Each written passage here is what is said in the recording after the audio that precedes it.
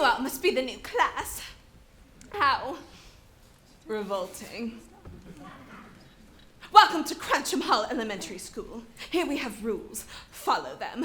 Number 1, there is no eating and no drinking in the theatre. Number 2, there's no photography or videography in the theatre.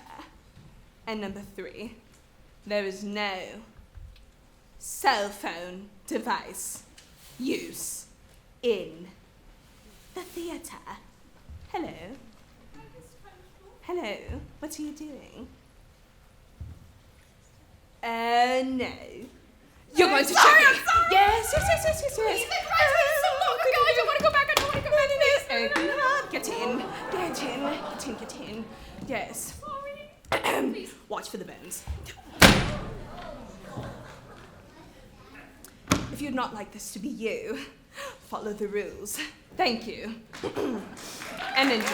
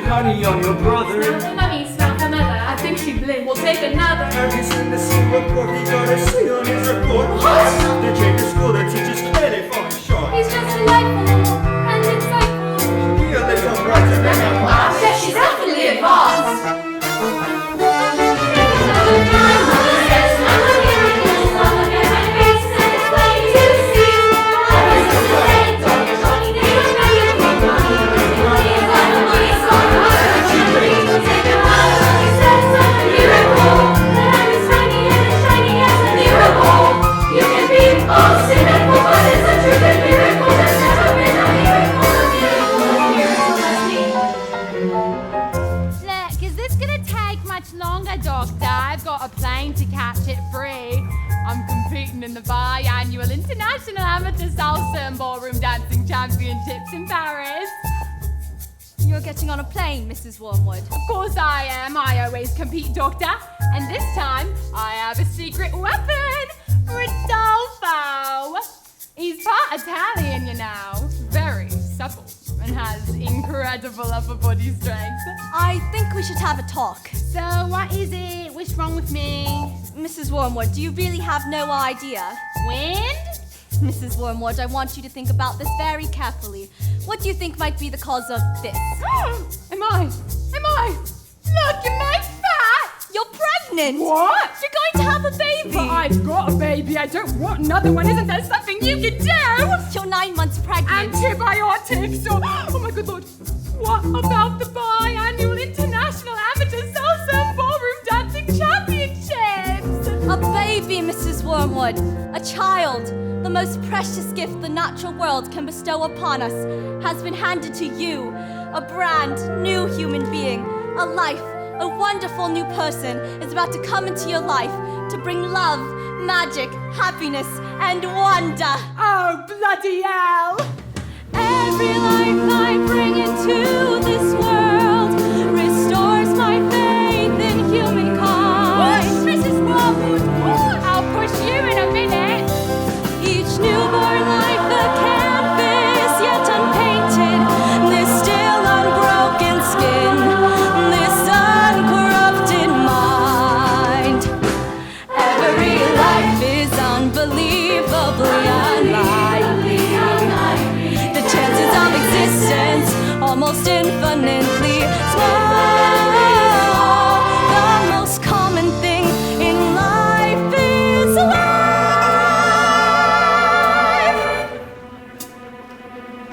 And yet every single thing, every new life is a miracle.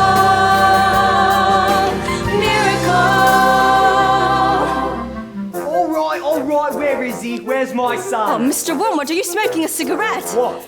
Oh, of course, I'm sorry, Doctor. What am I thinking? I mean, this calls for a proper smoke. Bring him in.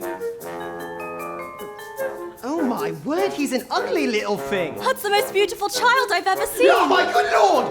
Where's his thingy? His what? His thingy, his whatchamacallit, his doodah. Wait, what have you done with this boy's thingy? This child doesn't have a thingy because... What? A boy with no thingy? Look what you've done, you stupid woman. This boy has got no thingy. This child is a girl. A beautiful, beautiful little girl. There's still time for the biannual Inter-Champion Amateur Sausage in Competition's over, you missed it. Now, I don't suppose we can exchange it for a boy. I mean, honestly. This is the worst day of my life! Oh, my undercarriage doesn't feel quite normal. My skin looks just revolting in this foul fluorescent light. And this gown is nothing like the semi-formal, semi-Spanish gown I should be wearing in the semi-finals tonight. I should be dancing the tarantella, Simon Bella, Italiano, not dressed in hospital cotton with an ouching front bottom. And this miracle, miracle, miracle, miracle I have ever seen. I can't find his Franken beans. Every life is unbelievably unlikely. The chances of existence almost infinitely small. The most common thing in life is life. And yet every single thing, every new life is a miracle.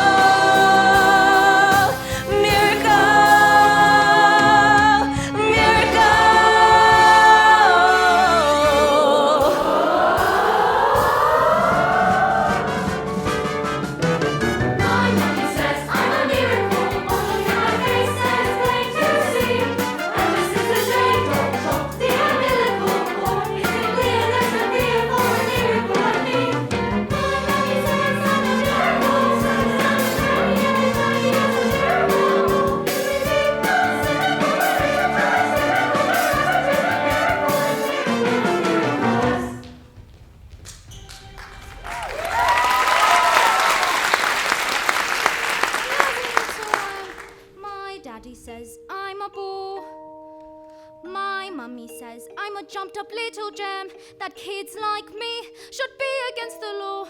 My daddy says I should learn to shut my pie hole. No one likes a smart mouth girl like me. Mum says I'm a good case for population control. Dad says I should watch more TV. Yes, that is right, sir. 155 brand new luxury cars, sir. Are they good runners? Well, let me put it to you this way. You wouldn't beat them in a race. No, sir. They are good runners, sir. Yes, sir. Indeed, sir. So, how much exactly were you thinking? Harry! Hang on. Look at this. She's reading a book. That's not normal for a 5-year-old. I think she might be an idiot. Listen to this. It was the best of times, it was the worst of times. It was the age of wisdom. Oh! Stop scaring your mother with that book, boy. I'm a girl. And she keeps trying to tell me stories, Harry. Stories? I want stories. I mean, it's not normal for a girl to be all thinking. I'm going to call you straight back.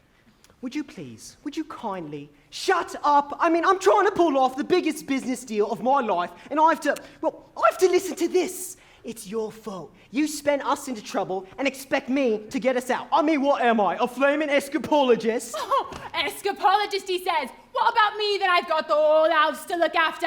Dinners don't microwave themselves, you know. If you're an escapologist, then I might be an acrobat to balance that lot. The world's greatest acrobat. Well, I'm off to bleach my roots, and I shan't be talking to you for the rest of the evening, you horrid little man. But I'm gonna make us rich. Rich? How rich? A very rich Russian businessman. Very, very stupid. Your genius husband is gonna sell them 155 knackered old bangers as well. Brand new luxury cars. But that's not fair. The cars will break down and what about the Russians? Fair, listen to the boy. I'm a girl. Fair does not get you anywhere, you thick-headed twit brain. All I can say is thank heavens Michael has inherited his old man's brains. Eh, son? Michael. Well, I shall take the money when you earn it, and I shall spend it, but I shan't enjoy it because of the despicable way in which you've spoken to me tonight. This is all your fault, with your stupid books and your stupid reading. What? I didn't do anything. That's not right. Right. I'll tell you something. You're off to school in a few days' time, and you won't be getting right there. Oh, no. I know your headmistress, Agatha Trunchbull, and I've told her all about your smarty pants ideas. Great big, strong, scary woman she is. Used to compete in the Olympics, throwing the hammer. Imagine what she'll do to a horrid, squeaky little goblin like you, boy. I'm a girl. Oh, get out of here, you little bookworm.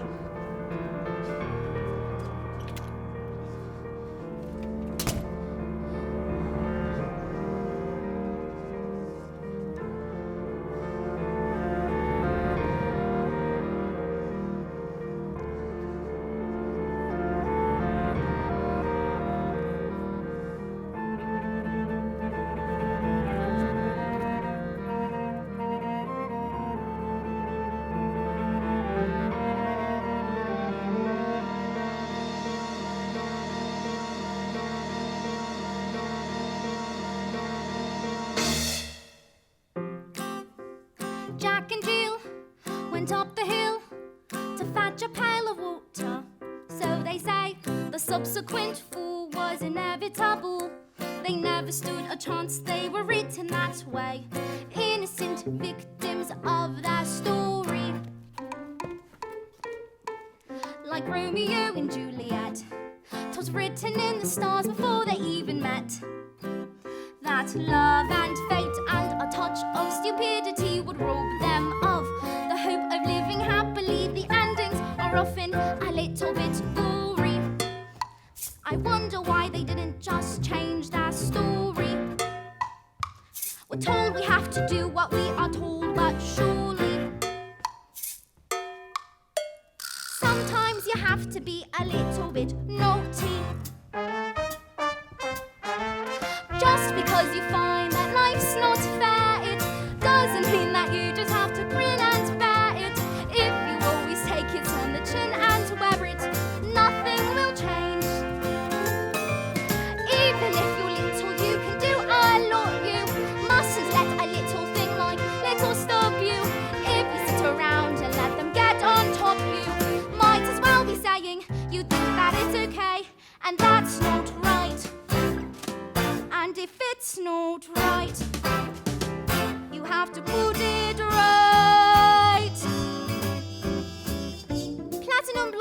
die.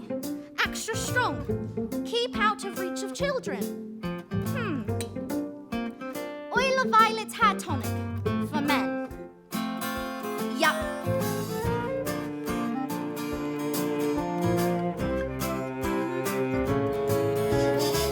In the slip of a boat, there's a tiny revolt. The seed of a wool in the creak of a floorboard. A storm can begin with the flap of a wing. The tiniest mite packs the mightiest sting every day.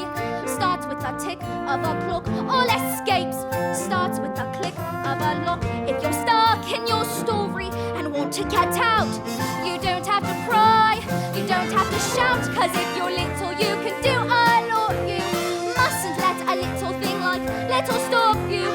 If you sit around and let them get on top, you won't change a thing. Just because you find that life's not fair, it doesn't mean that you just have to grin and bear it. If you always take it on the chin and wear it, you might as well be saying you think that it's okay, and that's not right. And if it's not right, you have to put it right. But nobody else is gonna put it right for me. Nobody but me is gonna change my story. Sometimes you have to be a little bit naughty.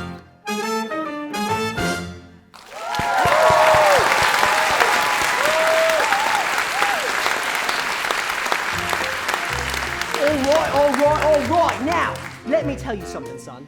A man's hair is his greatest asset. Good hair means a good brain. Now, the secret to my success in Secrets! yes, that's right, son, secrets. The secret to my success in business is this. Oil of violet's hair tonic for men. Now, stand back, son. Your old man is going to work. Now, let's see here. You want to get the proper amount on. Not too much, but just enough to lather it in there. There we go. Don't forget the sides. People often forget that. There we go. Now, rub it in. Oh, there it is right there. That's the bananas, as they like to call it. And there. Now, let me tell you something, son. A man in business simply cannot fail to get noticed when he looks like this. Secrets! Your hair, it's green. Good Lord, woman, have you started already? It's not even 8:30. I mean, honestly. Yeah, my good Lord! Oh, my hair is green! What on earth did you do that for? Why do you want green hair? I don't want green hair. I didn't do anything. Maybe you spilled my peroxide by mistake. That's exactly what you've done, you stupid man. My hair. My lovely Oh, my good Lord. I've got my deal today. The Russians. What am I going to do? I know what you can do. What is it? What can I do? You can pretend you're an elf. Yes, that's it. I could pretend that I'm an... What are you talking about, you fool? The boy's a loony. Oh, my beautiful hair. Mum, would you like to hear a story? Don't be disgusting. Go on, creep on back to that library of yours or something. The sooner you're locked up in school, the better.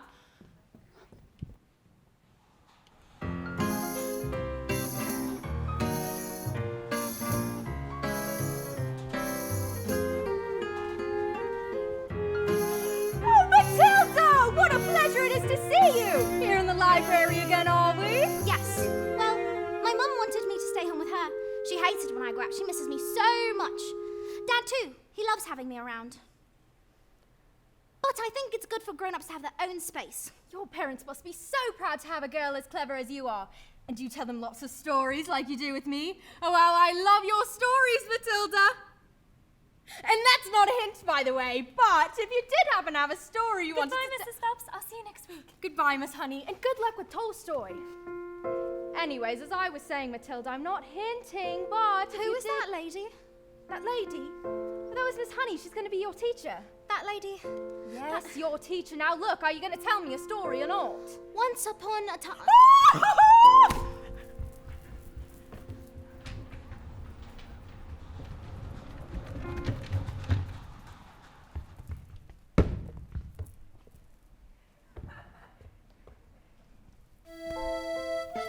Once upon a time, the two greatest circus performers in the world, an escapologist who could escape from any lock that was ever invented, and an acrobat who was so skilled it seemed as if she could actually fly, fell in love and got married.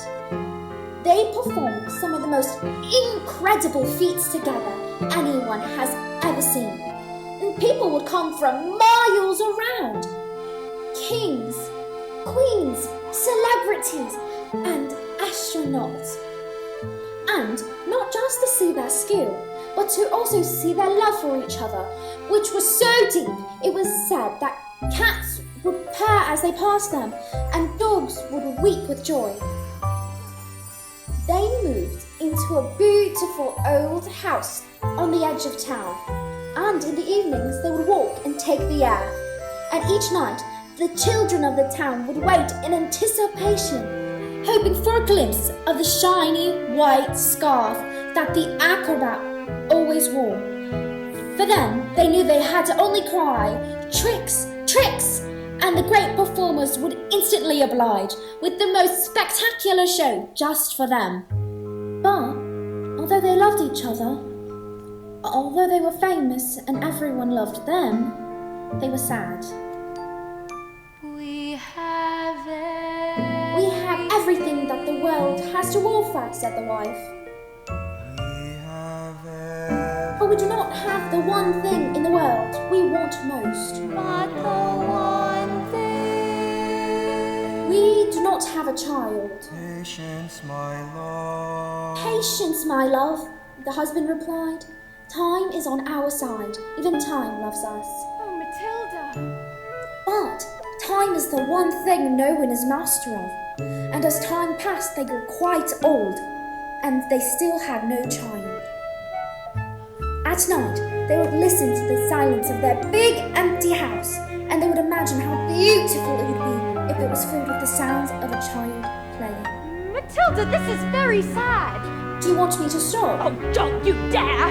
Their sadness overwhelmed them and drew them on to ever more dangerous feats, as their work became the only place they could escape the inescapable tragedy of their lives. And so it was, they decided to perform the most dangerous feat ever known to man. It is called, said the husband, announcing the event to the world's press, who had gathered to listen with bated breath. The burning woman, hurling through the air, with dynamite in her hair, over sharks and spiky objects, caught by the man locked in a cage. And it is the most dangerous feat ever known to man.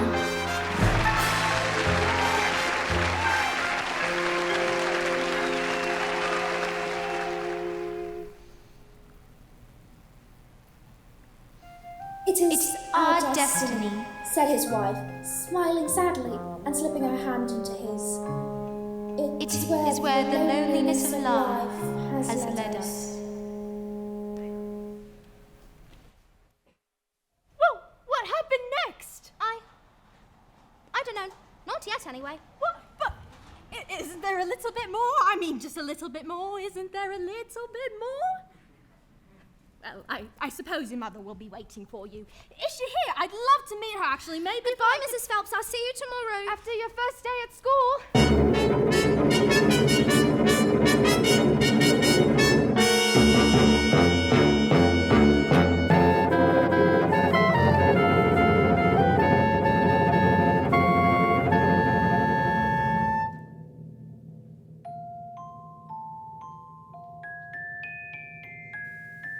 My mummy says I'm a miracle.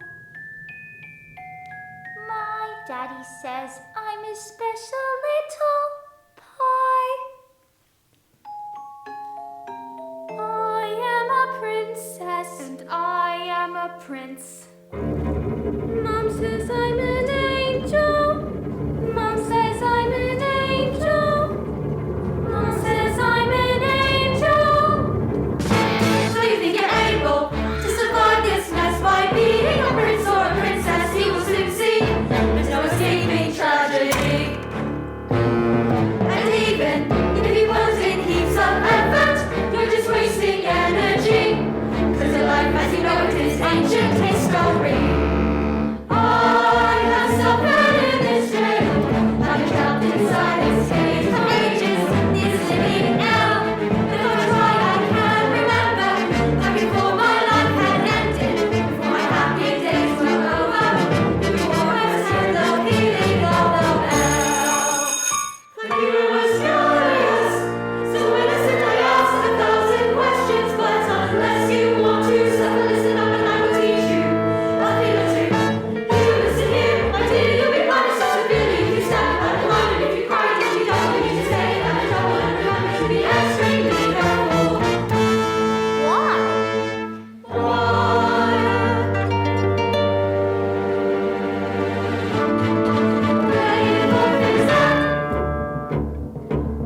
What's phys ed? Physical education. My mummy says I'm a miracle. Ah! My daddy said I would be the teacher's pet. Ah! School is really fun, according to my mum. Ah! Dad said I'd learn the alphabet.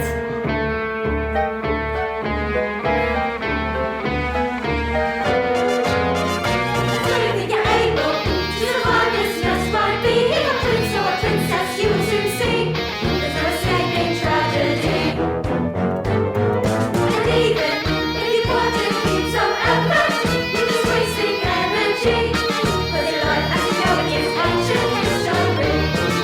I have suffered in this jail. I've been trapped inside this cave for ages, this living hell. But if I try, I can remember that before my life had ended, before my happy days were over, before I was heard the healing of the bell. The killer was furious, so innocent I asked 1,000 questions, but unless you want to suffer, listen up and I will teach you. I'll be listening. You listen here, my dear, you'll be honest, I'm feeling if you step out of line, if you try to be double, you say that the trouble will go to the edge, be careful. Why? Why?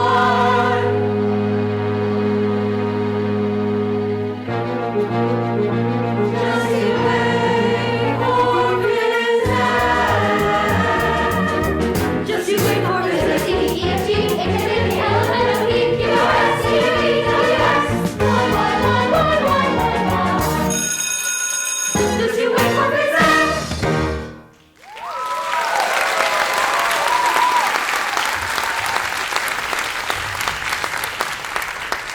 Good morning, children. My name is Miss Honey, and today is a very special day, our first day at school. Now, do any of you know your 2 times tables? Wonderful. Matilda, isn't it? Please stand and do as much as you can.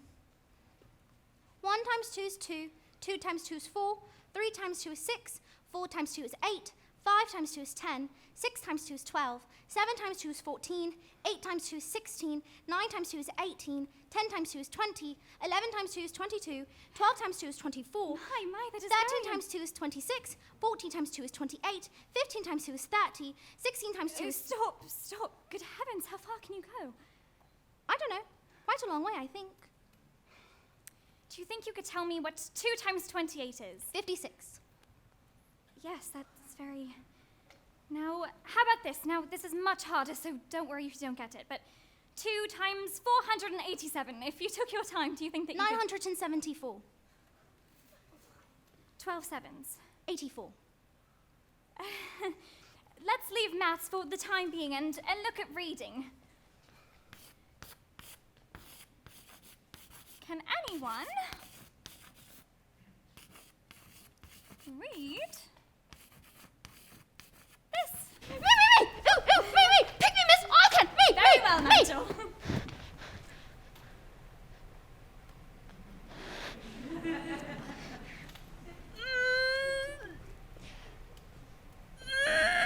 Yes. I think we'd better leave it there, Nigel. We wouldn't want you busting a blood vessel on your first day. Lavender. Is the first word tomato? No, but tomato is a very good word. Yes! Matilda. I can now read words. So, Matilda, you can read words. Oh, yes. You see, I needed to learn to read words so I could read sentences. Because basically, a sentence is just a big bunch of words. If you can't read sentences, you've got no chance with books. And have you read a whole book yourself, Matilda? Oh, yes, more than one. I love books. Last week I read quite a few. A few? In a week? My, that is good. And what books did you read? Nicholas Nickleby, Oliver Twist, Jane Eyre, Tess of the D'Urbervilles, Lord of the Rings, Kim, The Invisible Man, The Secret Garden, Crime and Punishment, and The Cat in the Hat.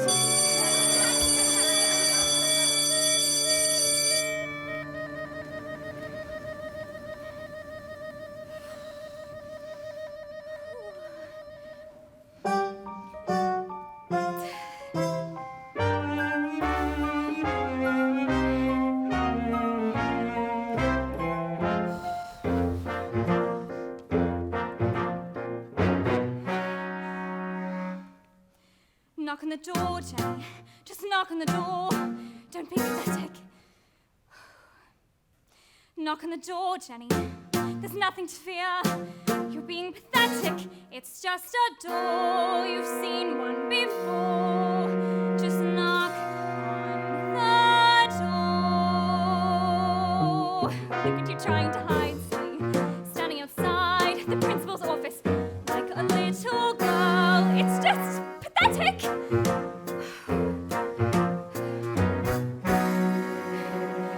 Look at you hesitating, hands shaking. You should be embarrassed. You're not a little girl. It's just pathetic. Knock on the door, Jenny. What are you waiting for? Just knock on the door.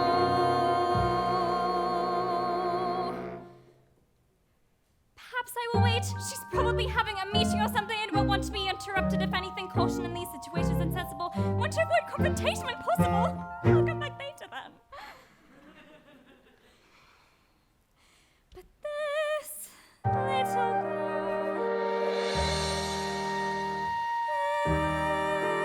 this miracle.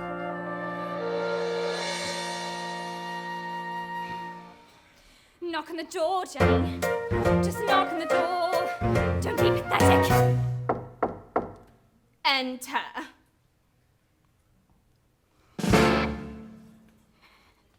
But don't stand there like a wet tissue. Get on with it. Well, yes, Miss Trunchbull. You see, in my class, that is, there's a little girl called Matilda Wormwood. Daughter of Mr. Harry Wormwood, who owns Wormwood Motors. Excellent man. Told me to watch out for little brat, though. Says she's a real what? Oh, no, headmistress. I don't think Matilda's that kind of child at all. What is the school motto, Miss Honey? Bambinotum est magitum. Bambinotum est magitum. Children are maggots. In fact, it must have been her that left that stink bomb under my desk this morning. I'll have her for that. Thank you for suggesting it. I didn't. Miss Trunchbull, Matilda Wormwood is a genius. Nonsense. Haven't I just told you that she's a gangster? But she knows her times table. Says she's earned a few tricks. But she can read. So can I. Miss Trunchbull, I must say that in my opinion, this little girl should be placed in the top form of the 11-year-olds. But she's a squib, a shrimp, an unhatched tadpole. We cannot just place her with the 11-year-olds. What kind of society would that be? What about rules, honey? Rules? I believe that Matilda Wormwood is an exception to the rules.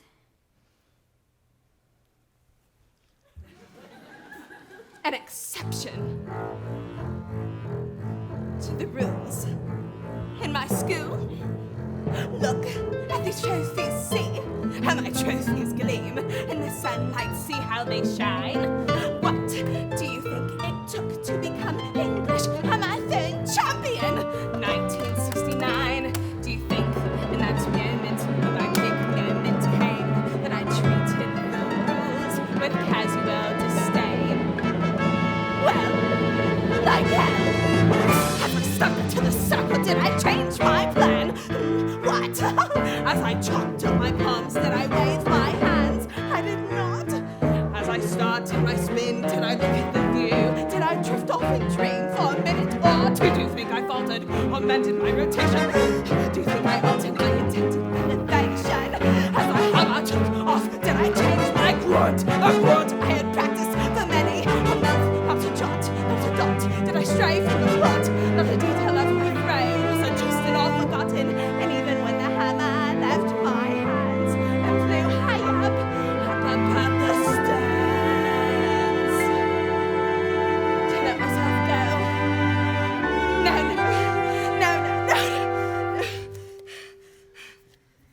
If you want to throw the hammer for your country, yes, you have to stay inside the circle all the time. Yes. And if you want to make the team, you don't use happiness or self-esteem. You just need to keep your feet inside the line. Sing, children. 2, 3, 4. If you want to throw the hammer for your country, yes, you have to stay inside the circle all the time.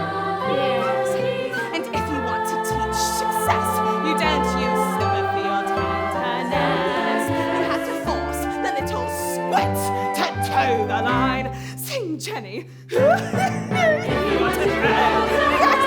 Up, children! Higher! Higher! Swing! Swing!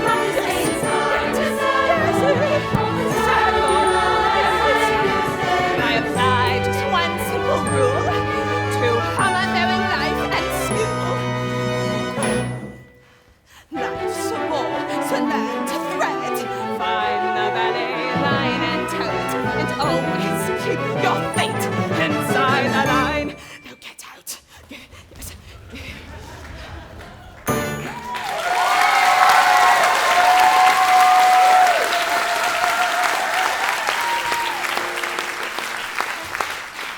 Well, I must tell you, headmistress, that it is my intention to help this little girl. Whether you like it or not.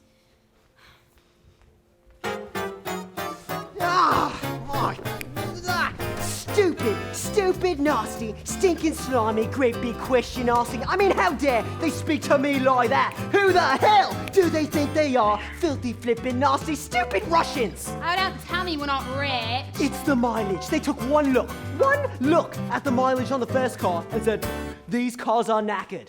I told them. I said the reason the mileage was so high was a manufacturing mistake. Is that true? Of course it's not true. So you lied? Of course I lied. And they didn't believe you? Of course they didn't believe me. I've got bloody green hair. I've got hair. What's this? Another flaming book? I mean, what's the matter with the telly? She's got no respect, that one. It's all books and stories. No, it's a lovely book. Honest. You should read it. Lovely. Here is what I think of your lovely. No, it's from the library. It's a library book. You show the little brat. It's harder than it looks.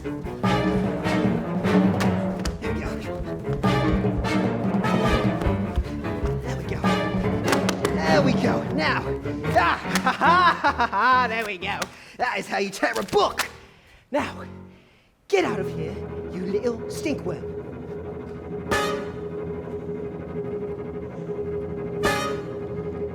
Do we have any super glue? In the basket. And while you're at it, why don't you go stick your stupid book to your stupid head?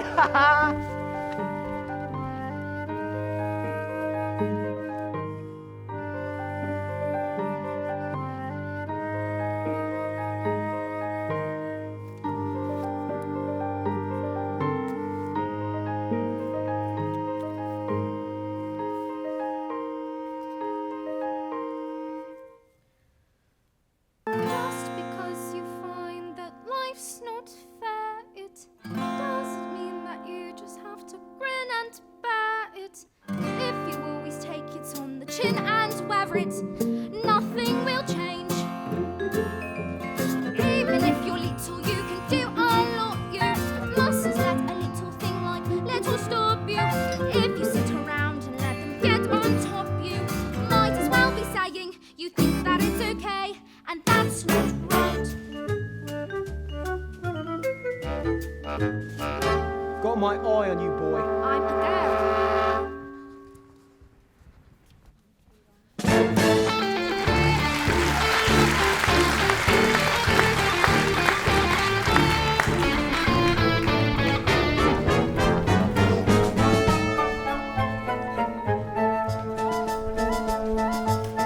Matilda, can I ask you a question? Do all those brains in your head give you a headache? I mean, it's got to hurt all squished in there. No, it's fine. I think they just fit. Right. Well, look, I'd better hang around just in case. If they start to squeeze out of your ears, you're going to need help. I'm Lavender, and I think it's probably for the best if we're best friends. Hide me! Someone poured a whole can of treacle onto Trunchbull's chair. She sat down, and when she got up, her knickers stayed stuck to the seat. Someone told her I did it, but I never. And now she's after me. That's not right. That's not fair at all. You're done, kid! You are finished! Once Agatha Trunchbull decides you're guilty, you are screwed. Yesterday she caught Julie Wormwood for eating illiterate, also correct science. She just picked him up, swung him around, and threw him out of the window! Don't listen to them. They're just trying to scare us. That didn't happen. Oh, Matilda, they're saying she's gonna put me in choking! What's choking? They say it's a cupboard in her office that she throws children into. They say she's lined it with nails and spikes and bits of broken glass. There's a place you are sent if you haven't been good, and it's made of spikes and wood, and it isn't wide enough to sit, and even if you could, there are nails on the bottom, so you wish you stood. But the hinge is quick and the door is closed. You can not see squat from the end of your nose. When you scream, you don't know if the sound came out or if the scream in your head even reached your mouth.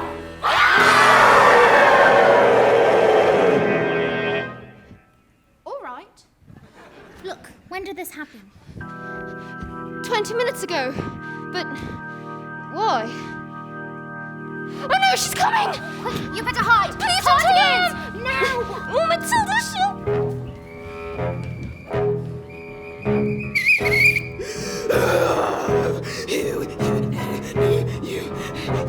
You super rating spleen. Where's the Macadonus, Nigel? He's over there, under those cardigans. Where he's been for the last hour, actually. What? An Yes. hour? You see, unfortunately, Nigel suffers from the rare but chronic sleep disorder narcolepsy. The condition is characterized by the sufferer experiencing bouts of chronic fatigue and falling suddenly asleep, often without any knowing or warning at all. You see, Nigel fell asleep, and we put them under the cardigans for safety. Didn't we? Didn't we?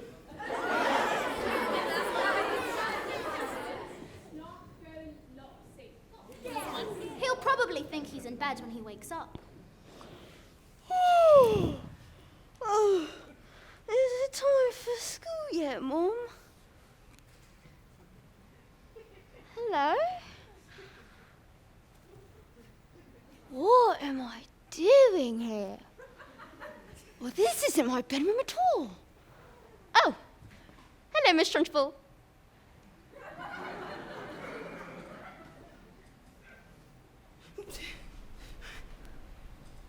Amanda Thrip. Yes, Miss Trunchbull? What have I told you about wearing pigtails? I hate pigtails! But my mommy likes them. She says they make me look pretty. Because your mother is a twit! You! Michael! Get her! Okay! Get!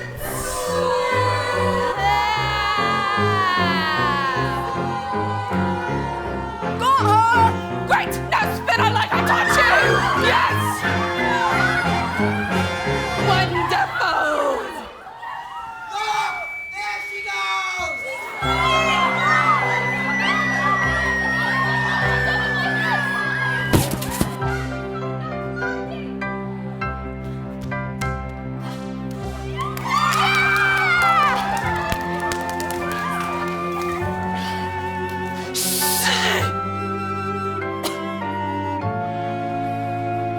You!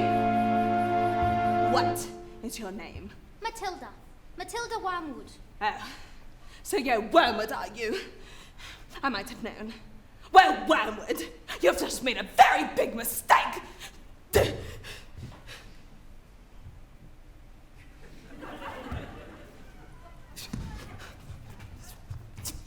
Just so you all know, she's my best friend.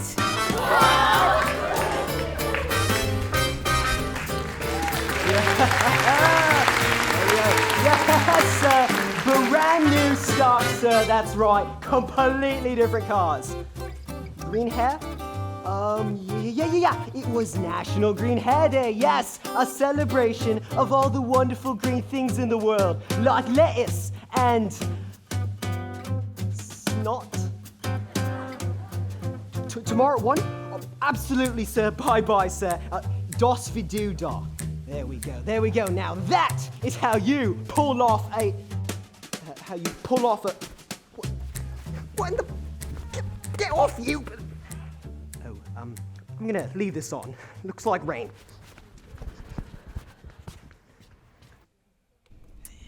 Are you excited for the biannual International Amateur Salsa and Ballroom Dancing Championship? Well, yes, of course. I get to move these hips. I'm so excited. We're gonna win this year. Who is it? Yes, hello. My name is Miss Honey, Matilda's teacher. Bit busy right now. It will only take a moment. Oh, well, come in if you must. This is Rodolfo. Oh, it's nothing like that. He's my dance partner. We're rehearsing. Ciao. Parlo italiano bene. Ciao, Rodolfo. Piacere. Come stai? What? Who is this, babe? Do you know what interruptions do to my energy flow? What do you want, Miss Chutney? It's Miss Honey. Well, as you know, Matilda is in the bottom class, and children in the bottom class aren't really expected to read. Well, stop her reading then. Lord knows we've tried. I'm in this zone, though. I can feel it in my hips. Don't waste this. I'm not in favour of girls getting all clever pants, Miss Hussey. A girl should think about makeup and hair dye. Looks are more important than books. Now look at you. Now look at me. You chose books, but I chose looks. I beg your pardon. Babes! I'm on fire here! Please! But Matilda can calculate complicated figures in her head in an instant. Calculate this. Oh, fantastic! Her mind is incredible. With a little help from her, she could do amazing Mind? things. Her mind? You really don't know anything, do you? Somewhere along the way, my dear, you've made an awful error. You oughtn't blame yourself now. Come along. You seem to think that people like people that are clever. It's very quaint, it's very sweet, but wrong. People don't like smarty pants, what go around claiming that they know stuff we don't know. Now here's a tip. Watch no matters less than the volume with which what you don't know is expressed. Content has never been less important. So you have got to be loud. Girl, you've got to learn to stand up and sit down from the throne. A little less flat, a lot more heel. A little less fat, a lot more feel. A little less brains, a lot more hair. A little less head, a lot more derriere.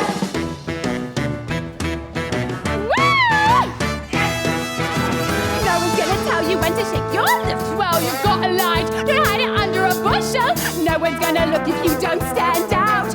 No one's gonna listen if you don't shout. No one's gonna care if you don't care. So go put some highlights in your hair, 'cause you've gotta highlight what you got. Even if what you got is not a lot, you've gotta be loud. You've gotta give yourself permission to shine, to stand up and be proud. Woo! A little less, a lot more zing. A little less shh, a lot more swing. A little less dressing like your mum. A little more ba-dum-bum-bum, ba-dum-bum. Woo! I look nice. You don't. No one's gonna tell you when to wiggle your bumper. Everybody loves a little something exotic. It doesn't really matter if you don't or not. The less you have to sell, the harder you sell it. The less you have to say, the louder you yell it. The dumber the act, bigger the confession. The less you have to show, the louder you dress it. You gotta get up, you gotta get up and be loud.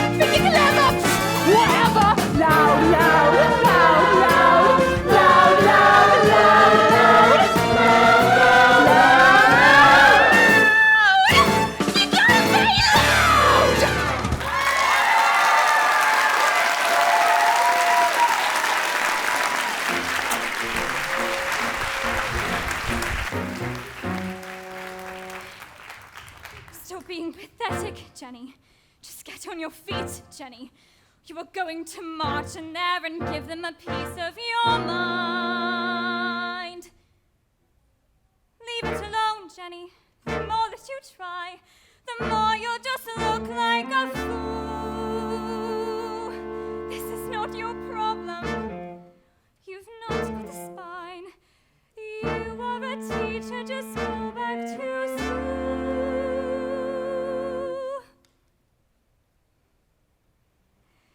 But this little girl, this miracle, she seems not to know that she's special at all.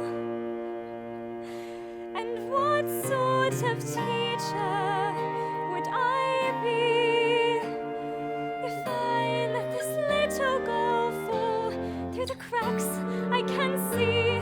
This little girl needs somebody strong to fight by her side.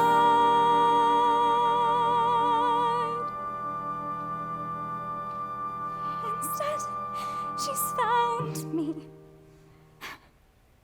Pathetic little me. And another door closes. And Jenny's outside.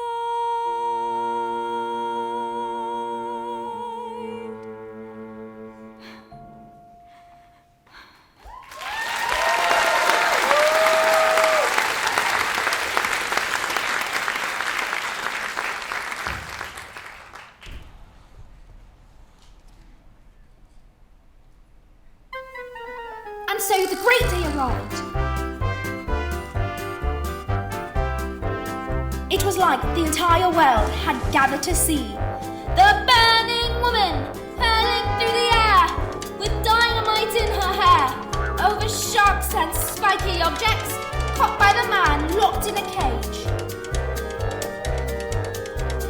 Everything was arranged by the acrobat sister, a frightening woman who used to be an Olympic-class hammer thrower and who'd loved nothing better than to scare the children of the town. People whispered that in her dark and brooding heart, she resented her sister, both her success and her love.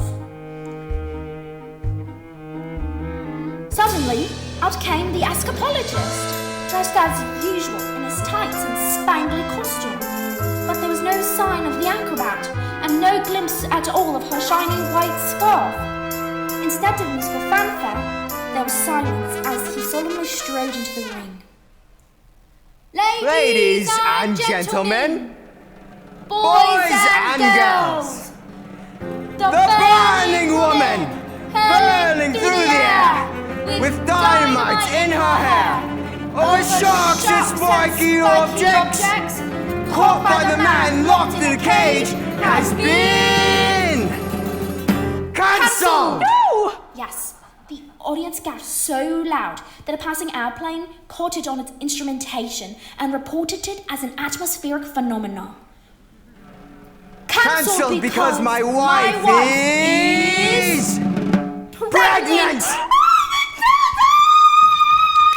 Absolute silence. You could have had a fly burp. Then suddenly, the audience jumped to its feet and roared in appreciation.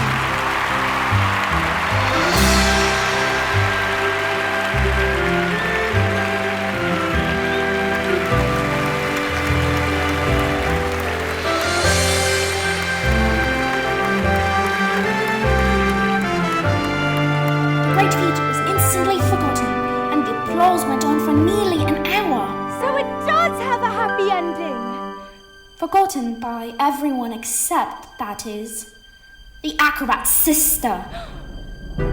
When all had quieted down, she stepped forward and produced a contract. A contract? A contract to have time to perform this feat, and perform this feat you shall! No!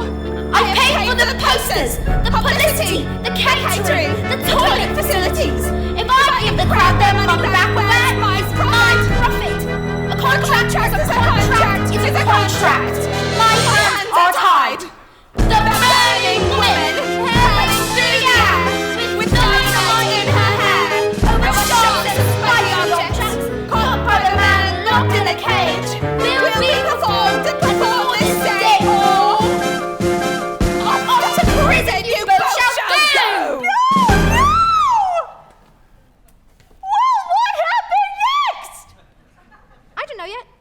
you tomorrow. What?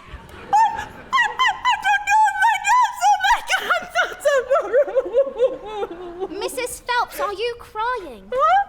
Maybe I shouldn't tell you anymore. No, Matilda! We must find out how it ends. I'm not crying because it's sad, it's just... I wanted that child so very much. It must be so wonderful for a child to be so wanted. Yes, wonderful. Goodbye, Mrs. Phelps.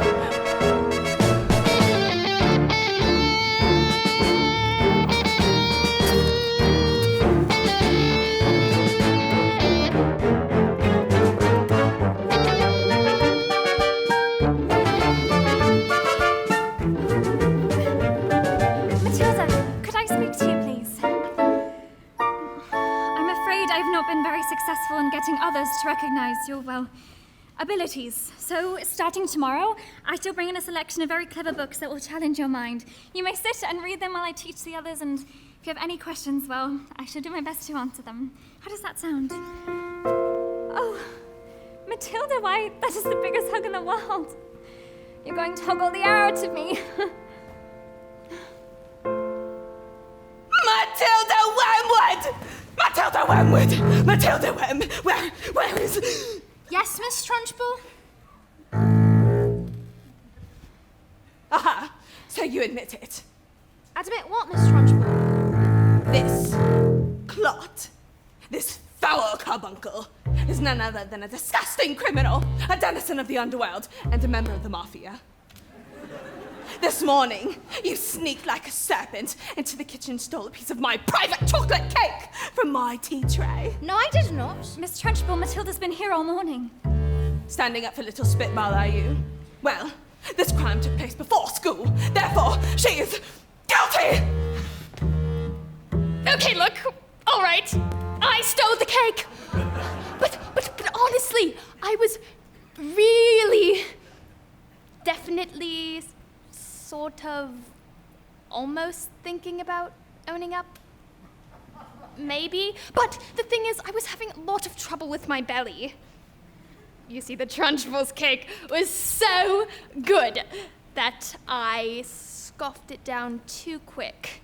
And now it was beginning to bite back. Oops. See? I'm not guilty. I didn't do anything. You're guilty because you are a fiend. You are a crook. You are a thief. And I shall crush you. I shall pound you. I shall consign you to the seventh circle of hell, child. You shall be destroyed.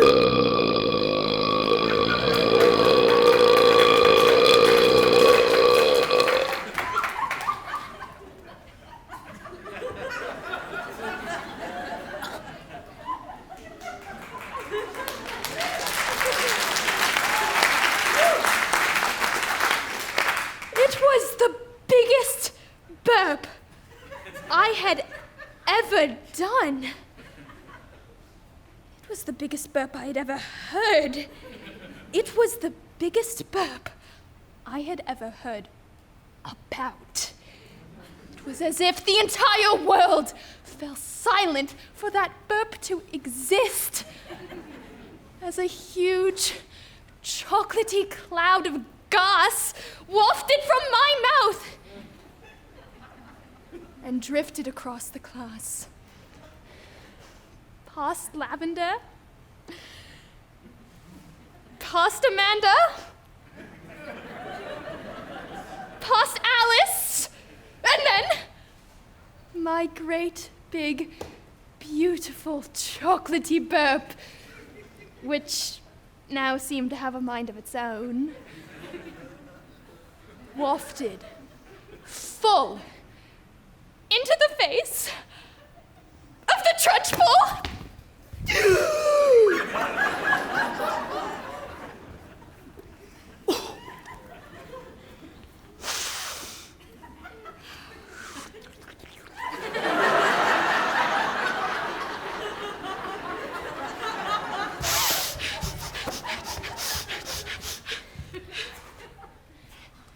Bruce, bog trotter. Yes, miss? You like my cake, didn't you, Bruce? Yes, Miss Trunchbull, and I'm very sorry, but... No. As long as you enjoyed the cake. That's the main thing. Is it? Yes, bog trotter. It is. Oh, well, I did.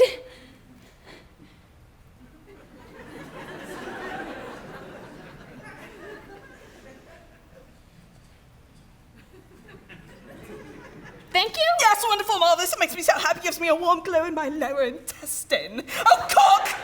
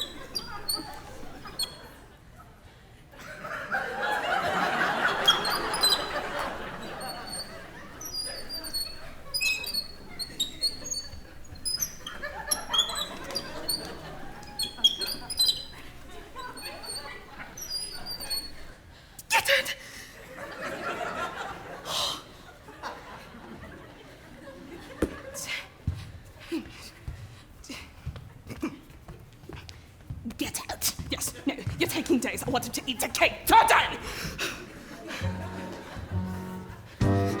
What's the matter, Bog Trotter? Lost your appetite? Well, yes, I'm full. Oh, no, you're not full. I'll tell you when you're full, and I say that criminals like you are not full until you've eaten the entire cake. You haven't had time for butts. Eat! But I can't eat it all! Mistress, he'll be sick! He should have thought of that before he made a pact with Satan and decided to steal my cake. Eat!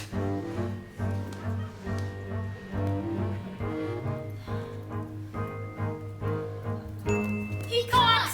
Eat! He surely can't! Eat! He might explode! Eat! A single slice, or even two, Bruce, might be nice. But even you, Bruce, have to admit, between you and it, there's not a lot of difference in size. He can't, surely can't do what the man Bruce. He might explode, he's quite elastic. He's quite elastic and strong, he's fantastic, look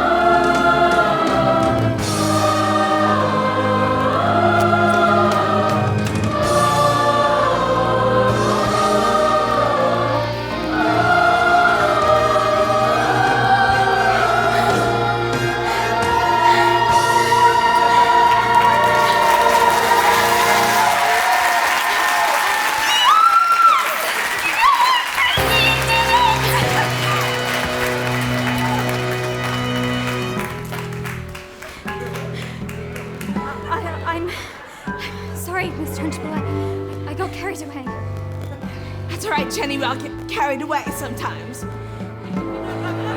Even me. Well done, Bogtrotter. Good show. Welcome along, Bogtrotter. What? Oh, did I not mention? That is only the first part of your punishment. There's more. The second part. And the second part is choking! What? No, Miss Trunchbull, please, you can't. Yes, Miss Trunchbull, please, you can. Do you think I would allow myself to be defeated by these maggots, did you? Who do you think I am, Miss Honey? A weakling, an idiot, a fool. You. He's eaten it all. He's done what you asked. I've eaten it all! I did it! I ate the lot! I've eaten it all! Don't take me to Chokey! No, please! No! Don't take me to Chokey! No, I ate it all, please! No! No, please! That's not right!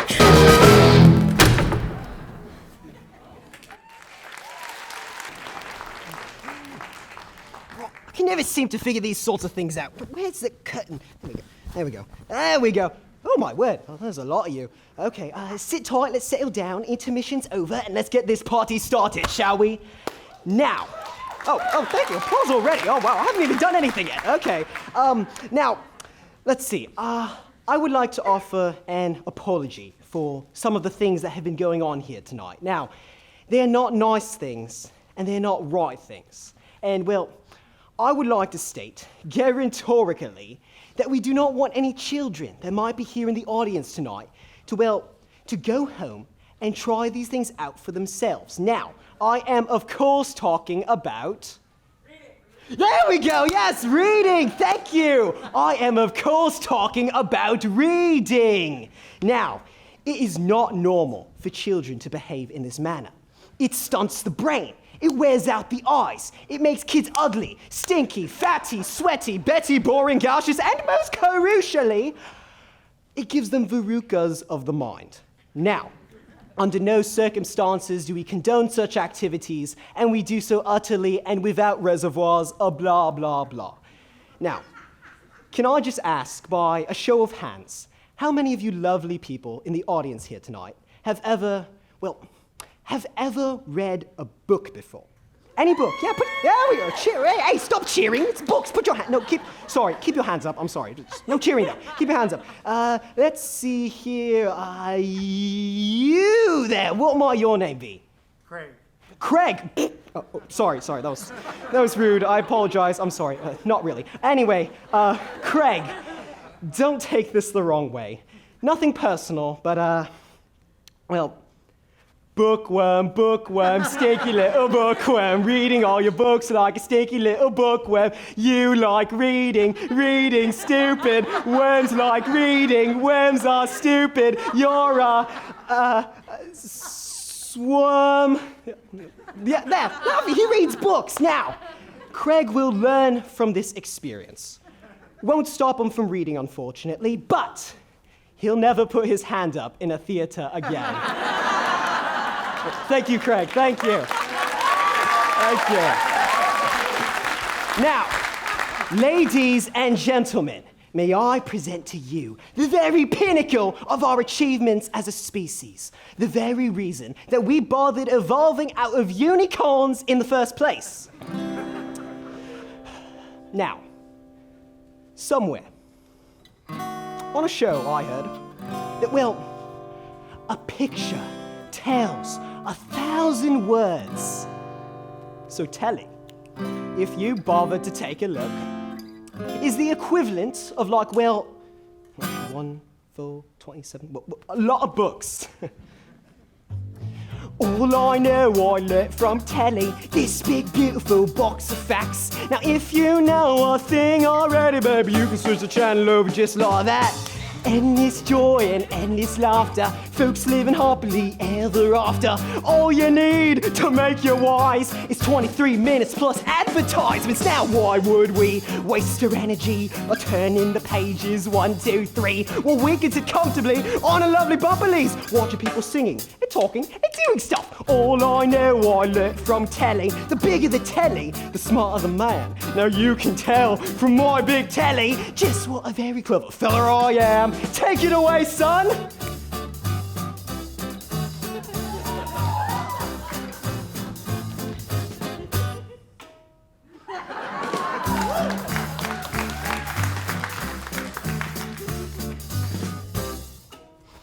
You can't learn that from a stupid book, haha.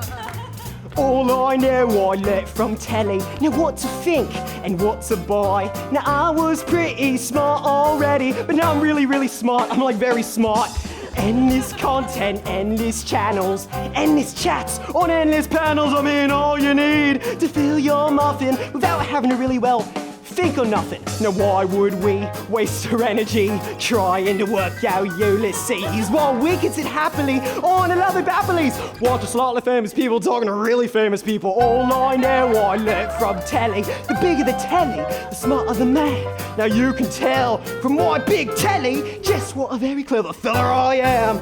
Now, who the Dickens is Charles Dickens? Mary Shelley or She Sounds Smelly? Charlotte Bronte, do what wanty? Jane Austen in the compost bin, I mean honestly. James Joyce, now he doesn't sound nice. Ian McEwan, I feel like spewing. William Shakespeare, Schmilliam Schmakespeare. Moby Dick. Easy grandma. All together now! All I know, I learnt from Telly. The bigger the telly, the smarter the man. You can tell from my big telly what a very clever fella I am. All right.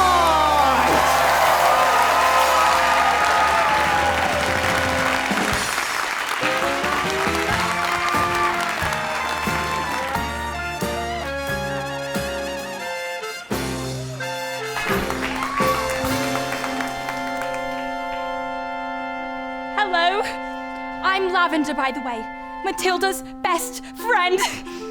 And there's a bit that's coming up that's all about me.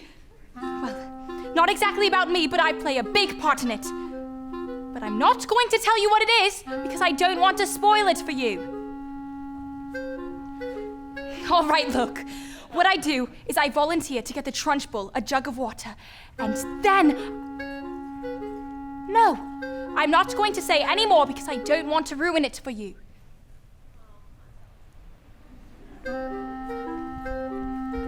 All right, look. On the way back, I find a newt.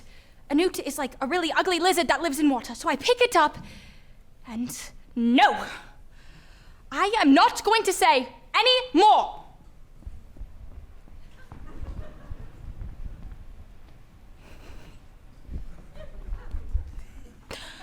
I'm going to put the newt in the Trunchbull's jug. It's going to be brilliant.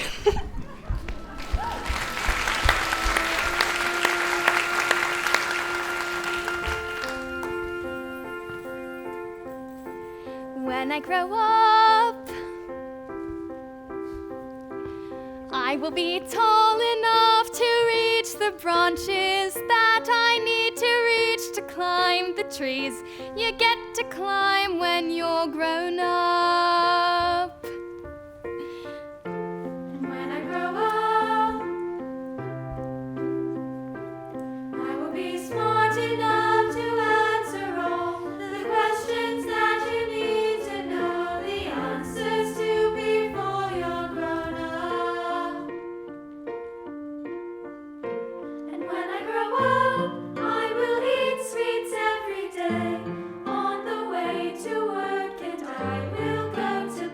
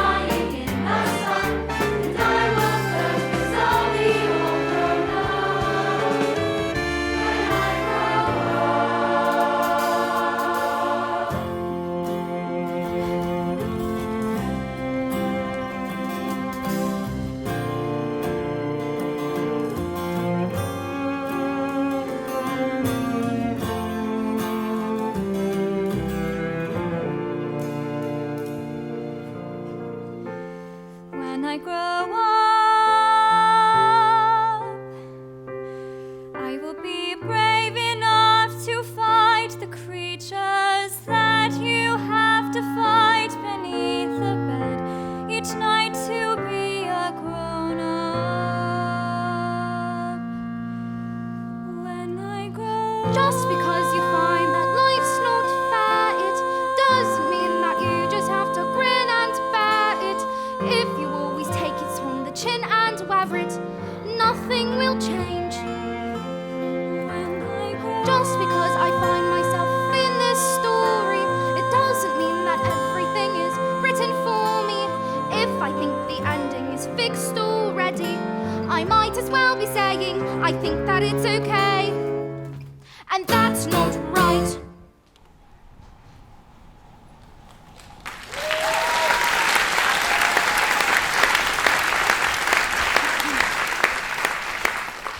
Matilda! What a pleasure it is to see you! Are you enjoying your first day at school?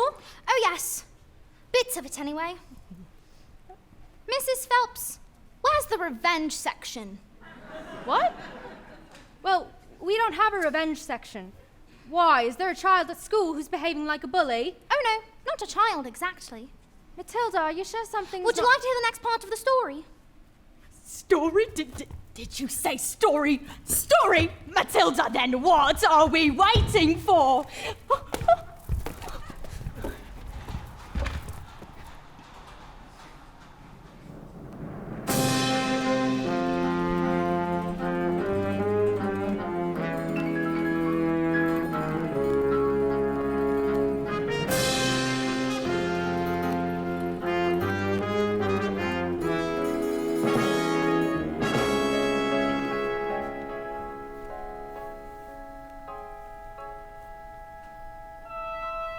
Slowly, very slowly, the acrobat wound her shiny white scarf around her husband's neck. For luck, my love. She said, kissing him with the gentlest of kisses. Smile. We have done this 1,000 times. But suddenly, she hugged him with the biggest hug in the world, so hard that he felt that she would hug all the air out of him.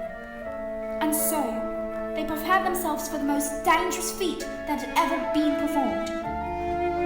The great escapologist had to escape from the cage, lean out, catch his wife with one hand, grab a fire extinguisher with the other, and put out all the flames on her specially designed dress within 12 seconds before they reached the dynamite and blew the wife's head off! Sorry. Go on. The trick started well. The moment the specially designed dress was set alight, the acrobat swung into the air. The crowd held their breath as she held over the sharks and spiky old dress. 1 second, 2 seconds. They watched as the flames crept up the dress. 3 seconds, 4 seconds. She began to reach out her arms towards the cage. 5 seconds, 6 seconds. Suddenly, the padlocks pinched open and the huge chains fell away. 7 seconds, 8 seconds. The door flung open and the escapologist reached out one huge muscled arm, catch his wife and the child. 9 seconds, 10 seconds. Oh, I can't look! 11 seconds. He grabs her hand and suddenly the flames are covered in foam before they can both be blown to pieces. Oh, hooray! So it does have a happy ending. No. No? No. Maybe it was the thought of their child. Maybe it was the nerves. But the escapologist used just a touch too much foam, and suddenly the hand became slippy, and she fell. Well, is she okay? Did she survive?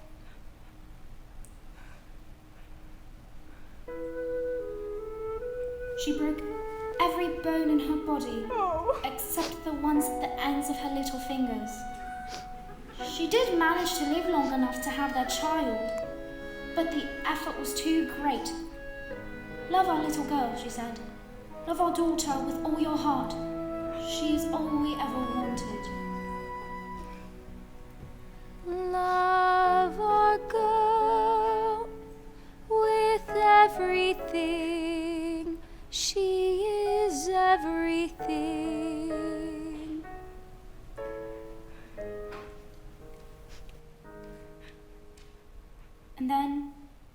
She died.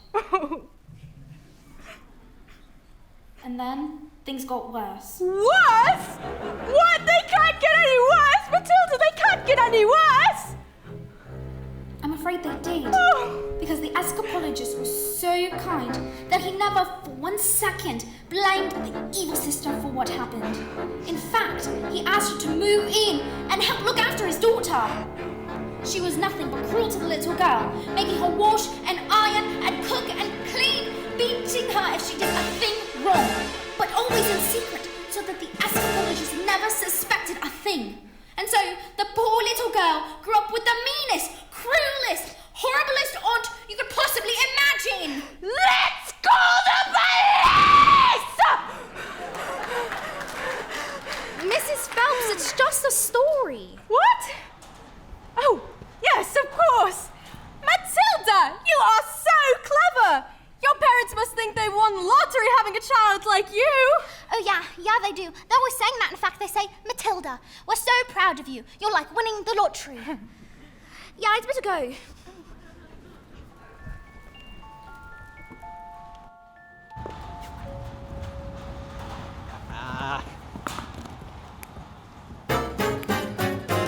Well, I'm so clever, I'm so clever, I'm so very, very, very, very clever, I'm so very flaming clever. What a clever fella I am. Come here, you. Stop! There's only one man I do that What are you with. talking about? What are you talking? Who's this guy? Wait, you, what are you doing? What? Oh, get out here, get out, go. Oh, jeez. Everyone gather round. I want my family to share off my triumph. Oi, not you, boy. I'm a girl. Get out here. 155 knackered old bangers on my hands, all polished up, but the mileage on the clock telling the truth, that each one was well knackered. Now, how could I possibly make the mileage go back? I couldn't very well drive each one backwards, could I? Backwards! When suddenly I get the most genius idea in the world. I ran into the workshop, I grabbed a drill and, using my incredible mind, I attached the drill to the speedometer of the first car and turned it on and whacked it into reverse. Back. Words. Yes, backwards, that's right, boy, exactly. A drill's motor whirls thousands of times backwards each second, and within the first few moments, I'd reduced the mileage on that old rust bucket to practically nothing. In fact, I did it to every single car. Backwards. Stop talking now, darling. There's a good boy. 10 minutes later, Russians show up, great big nasty-faced apes, expensive suits, dark glasses, don't know who they thought they were. Russians are nocturnal. I saw it on the program last night. That was badgers. It was a program about badgers. Same thing. And did it work? Well, if we take a looky in here. Fantastic! Now we'll be able to afford Rodolfo all day long. But you cheated them. They trusted you and you've cheated them. What's the matter with you? What have we done to deserve a child like you? You know what?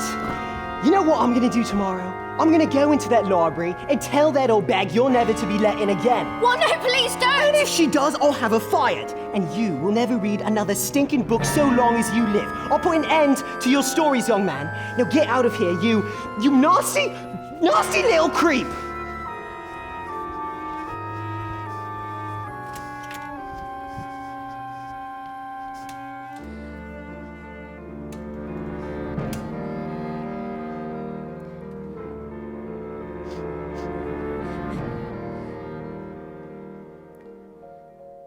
At night, the escapologist's daughter cried herself to sleep, alone in her room.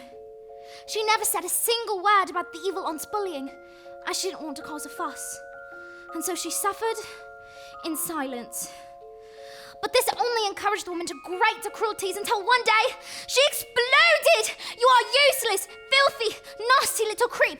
And she beat her and threw her into a dank, dark, dusty cellar, locked the door, and went out. But that day, the escapologist happened to come home early! And when he heard the sound of his daughter's tears, he smashed the door open!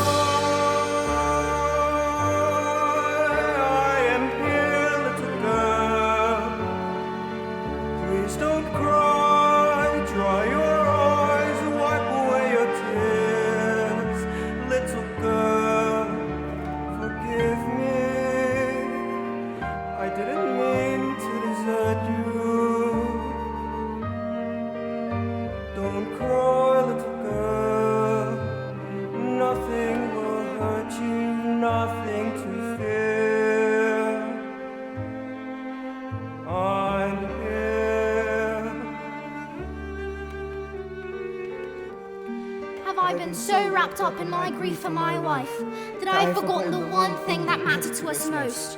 I love you so much, my daughter, and I shall spend the rest of my life making it up to you. We shall be together forever.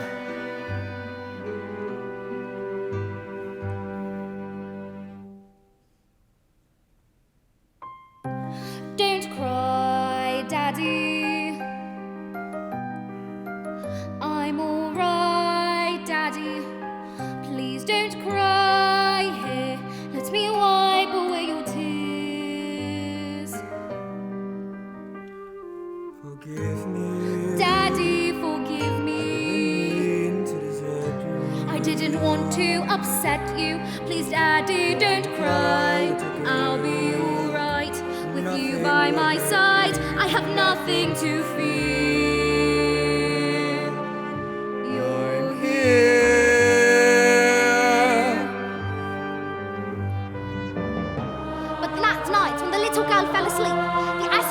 Thoughts turned to the acrobat's sister, and an almighty rage grew inside his great heart. This demon, this villain, this monster, she has sullied the memory of my wife. She has betrayed the trust of her own sister. She has shown cruelty to the most precious reality of my marriage. Bullying children is her game, is it? Well, let us see what this creature thinks she can do when the wrath of a grown man stands before her.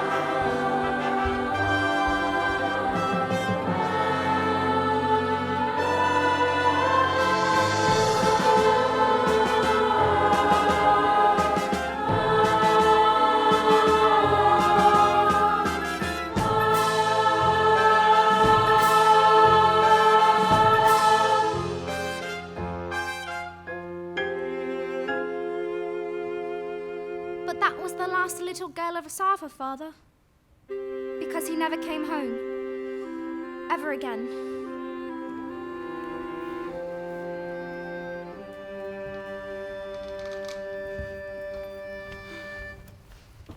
Matilda, I've got those books we spoke about, so if you like, we can start to look through them. This one's my favourite. What are you doing with those books, woman? They're for Matilda. Oh, no, they're not. Not on my watch. There's an age for reading, an age for being a filthy little toad. These toads aren't too bog-trotter. Yes, Miss Trunchbull? Yes, Miss Trunchbull. Only bog-trotter here is now a good toad. Sit.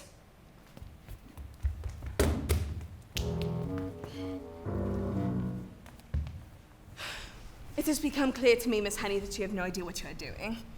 You believe in kindness and fluffiness and books and stories. That is not teaching. To teach a child, you must first break the child. Quiet, you maggots. But no one was speaking, Miss Trunchbull. Miss Honey, please understand that when I say quiet, you maggots, you are entirely included in that statement. Where's my jug of water? I'll get it, Miss Trunchbull.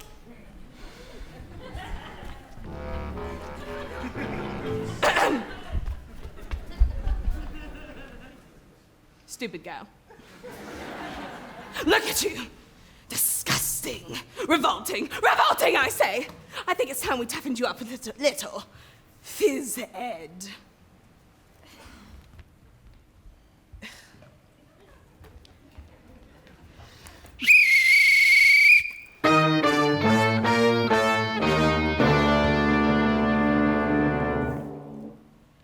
This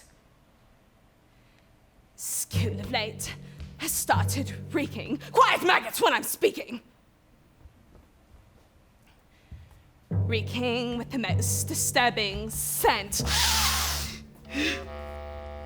Only the finest nostrils smell it, but I know it oh too well. It is the odor of rebellion. It's the bouquet of dissent. And you may bet your breeches, this headmistress finds his foul, odoriferousness wholly, olfactorily insulting. And so to stop the stench's spread, I find a session of phys-ed, salts that nearly rank from the revolting.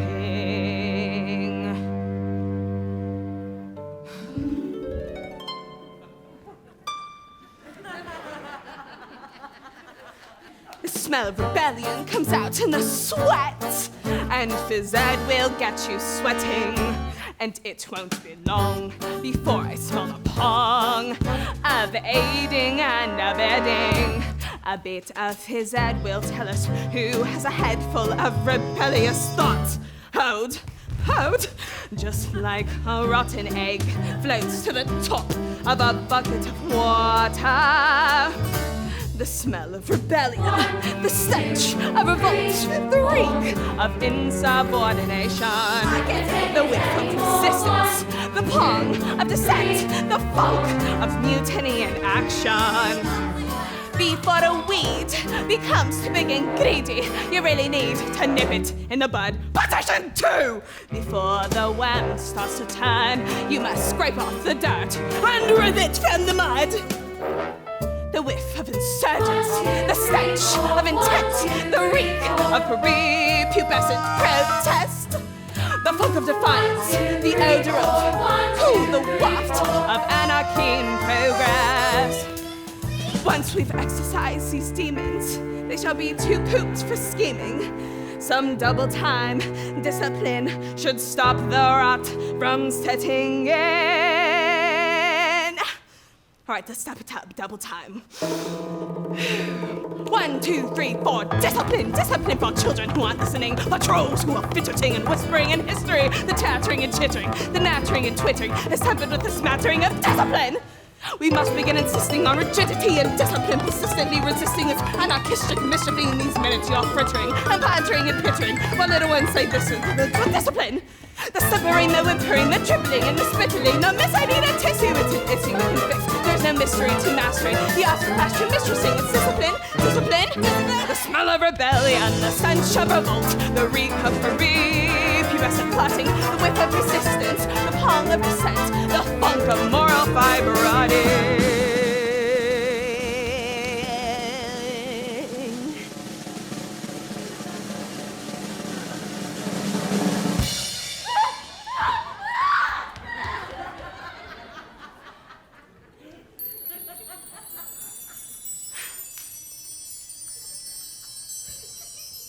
Imagine a world with no children. Close your eyes and just dream. Imagine, come on, try it. The peace and the quiet, a babbling stream. Shh, shh. Now imagine a woods with a cottage. And inside that cottage we find a dwarf called Zeke, a carnival freak who can fold paper hats with his mind. And he says, don't let them steal your horses. No! Don't let them throw them away. No, no, no. If you find your way through, they'll be waiting for you, singing.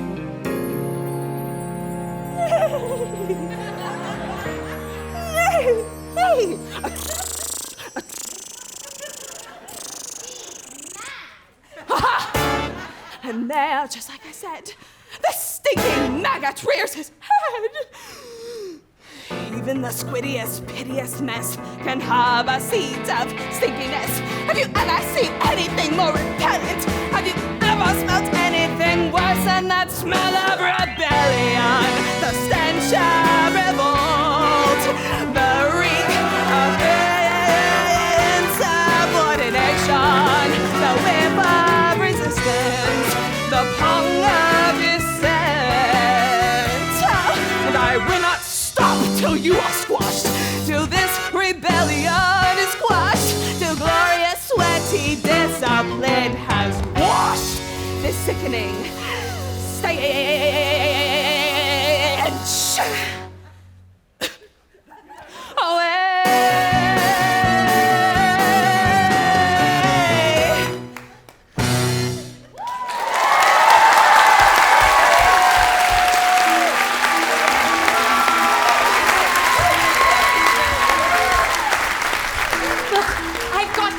This is the newt. I'm going to put the...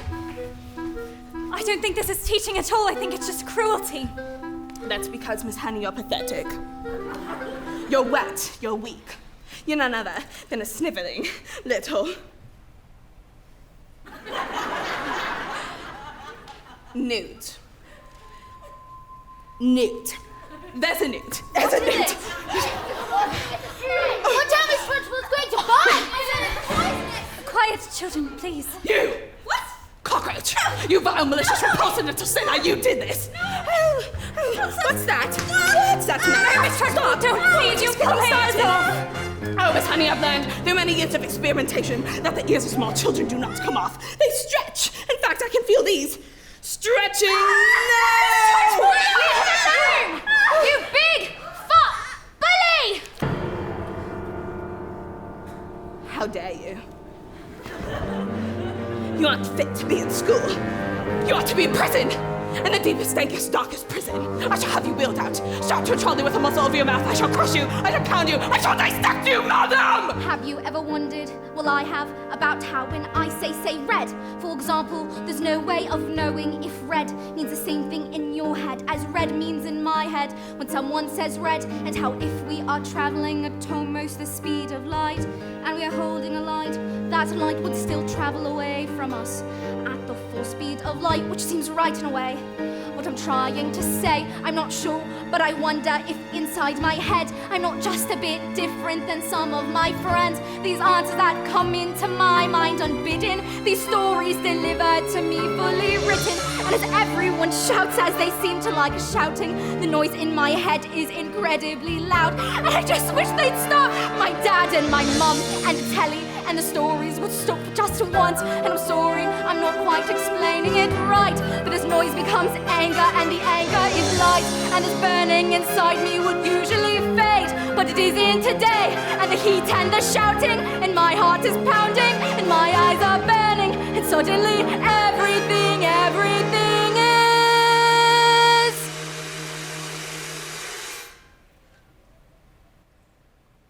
quiet.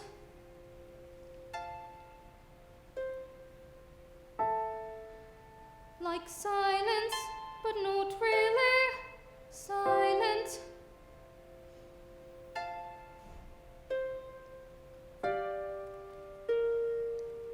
Just that still sort of quiet.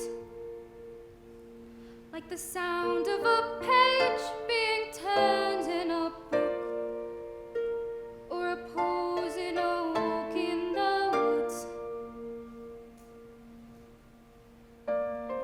Quiet.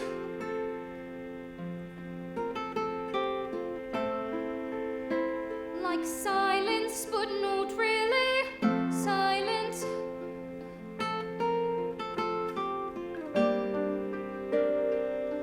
Just that nice kind of quiet.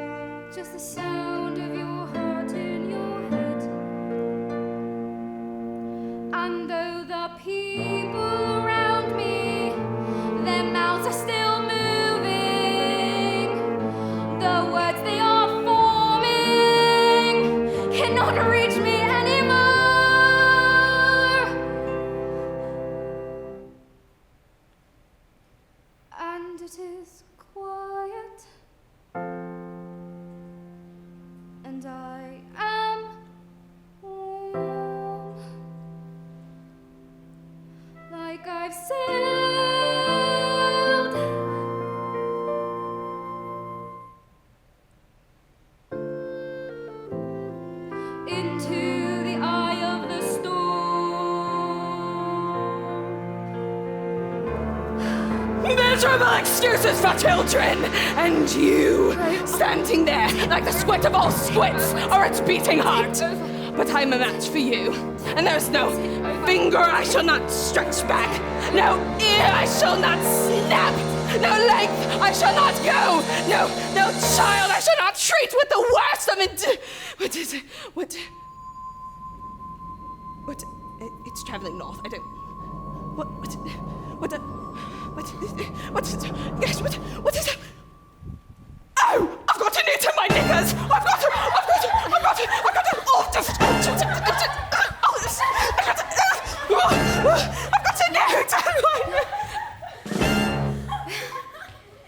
Well, that was interesting. I think we'd all better go home while we still can. Matilda. Watch. Matilda, I think it'd be wise to go before. Please.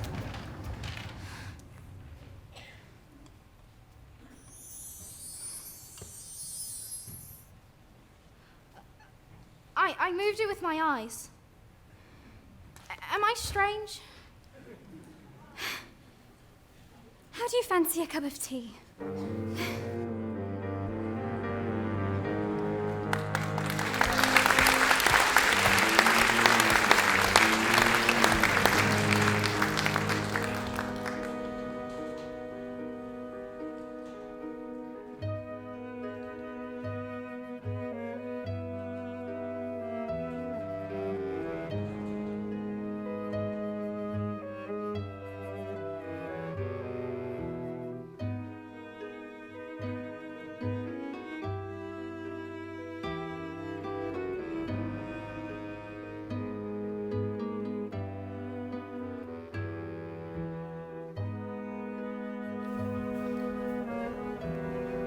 What do you think it is? This thing with my eyes? I can't pretend that I know, Matilda, but I don't believe we should be frightened of it. I think it's something to do with that incredible mind of yours. So you mean there's no room in my head for my brains? That they have to squeeze out through my eyes? Well, not exactly, but yes, something like that. You certainly are a special girl, Matilda. I met your mother. She's unusual. What about your father? Is he proud to have a girl as clever as you? Oh yes, he's very proud. He's very, very, very proud. In fact, he's always saying, Matilda, I'm so proud to have a daughter as... It's not true, Miss Honey. That's not what he says. He's not proud at all. He calls me a liar and a cheat and a nasty little creep. I see. Well, here we are. Home sweet home. Are you poor? Yes, I am. Very. They don't pay teachers very much. Well, they don't actually, but I'm even poorer than most because of other reasons. You see, I used to live with my aunt, but one day I was out walking and I came across this old shed. I fell completely in love with it. I ran to the farmer and begged him to let me move in. He thought I was mad, but he agreed and I've lived here ever since. But, Miss Honey, you can't live in a shed. I'm not strong like you, Matilda. You see, my father died when I was very young. Magnus was his name. He was very kind. But when he was gone, my aunt became my legal guardian. She was mean and cruel like you can hardly imagine. And when I got my job as a teacher, she presented me with a bill for looking after me all those years. She'd written everything down, every tea bag, every electricity bill, every tin of beans. She made me sign a contract to pay her back every penny. She even produced a document that said my father had given her his entire house. But did he really do that? Magnus, I mean, did he really just give her his house? I don't know. Find it hard to believe. Just like I cannot believe that he would have killed himself. You think... Which is what she said happened. You think she did him in? Don't you, Miss Honey? I cannot say, Matilda. All I know is that years of being bullied by that woman made me, well, pathetic. I was trapped. And that's why you live here? This roof keeps me dry when the rain falls. This door helps to keep the cold at bay. On the on 2 feet. Sitting here, I can write my lessons. On this pillow, I can dream my nights away. And this table, as you can see, well, it's perfect for tea. It isn't much, but it is enough for me.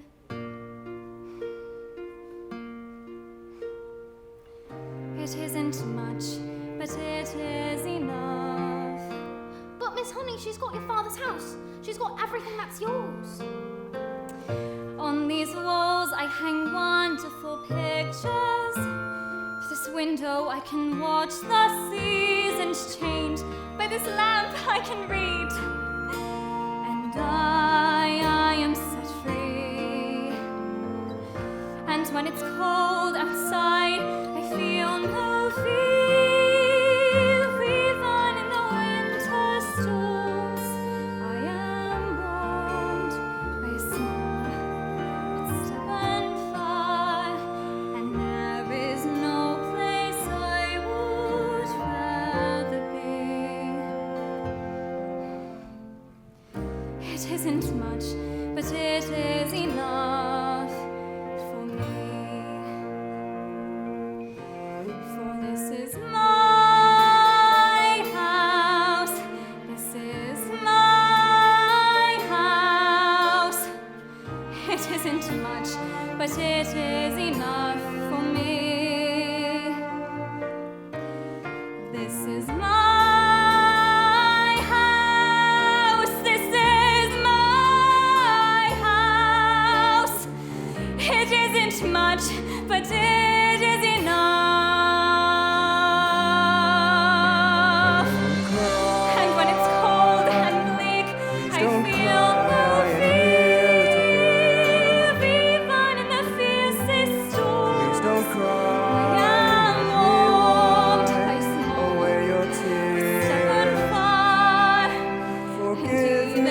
when outside it's didn't mean to freezing, I desert won't you. pay much heed. I know that hurt you. everything I need is in here.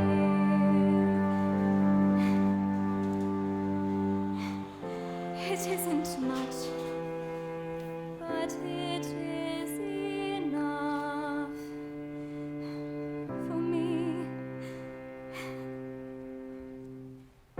It isn't much, but it is enough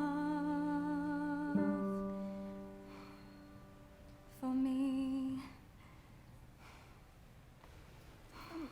Miss Honey, is this your father's scarf? Well, yes. My mother gave it to him before she died. You see, she was She's an acrobat. Well, yes, she was. How did you? And my father was an An escapologist. Matilda, how did you know that? So they were your parents. What? Who? I don't know how The people in my story. What story? A story. I've been telling a story and I thought I was making it up, but it's real. It's your life. I've seen your life. You've seen? She did my life. Let's go to the police. What? No, we can't. We've no evidence. Well, you could just tell them. Tell them she did it. That wouldn't work, Matilda. It'd be my word against hers, and they'd never believe she was capable of murder. But why? She was so cruel to you. She beat you. She shouted at you. She locked you up in tiny cupboards and threw you in cellars. Stop, Matilda! Miss please. Honey, your aunt's a murderer. She killed Magnus. Who is she? A contract! It's a contract! It's a contract! Miss Trunchbull. In this world, children, there are 2 types of human beings. The winners and the losers. I am a winner. I play by the rules and I win. If I play by the rules and I do not win, then something is wrong. Something is not working. And when something is wrong, you have to put it right. Even if it screams. What are you looking at? You. This class is going to have a very special spelling test. Any child who gets a single answer wrong will go to chokey. You, spell, I don't know. Spell newt. Newt. N-E-W-T. Newt. What? Miss Honey's taught us. She's very good at teaching. Nonsense, Miss Honey's too soft and peachy to be good at anything. Any moron can see that. You! Spell the one thing that you all are, revolting. R-E-V-O-L-T-I-N-G. Revolting. You're cheating. Of course she's not cheating, she's simply spelling the word. These specks of dust can't be this clever, they're worms. I've taught them, that's all. With kindness and patience and respect. How dare you bring those words into my classroom, madam? You know nothing of teaching, and I shall prove it. You! Filth bag, snot-nosed, up. Spell! Ankilla! Kahapana, hippana, blah, blah, and a stimosis. That's not a word, you've just made it up. Spell! I'll go to Choky, and I should warn you. They are silent letters. A M C H E L L A Oh dear. K. I'm so sorry, there's a silent Z. You're going to Choky.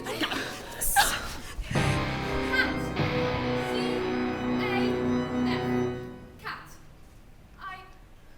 I got it wrong, miss. You have to put me in Choky now, too. What? Dog. D-Y-P. Dog. And me. Table. X-A-B-F-Y. Me too. No, I'm sorry. What are you doing? No, stop this. You can't put us all in Choky. Banana. G-T-A-A-B-L. What? Maggots. T-S-F-Y. What? No, stop. Snot nose. U-T-O-O-O-O-O-O-O. Oh, no. P-U-F-T-Y-X-N. Stop this! Big fat bully. P-Y-L-T-H-G-I. What are you doing?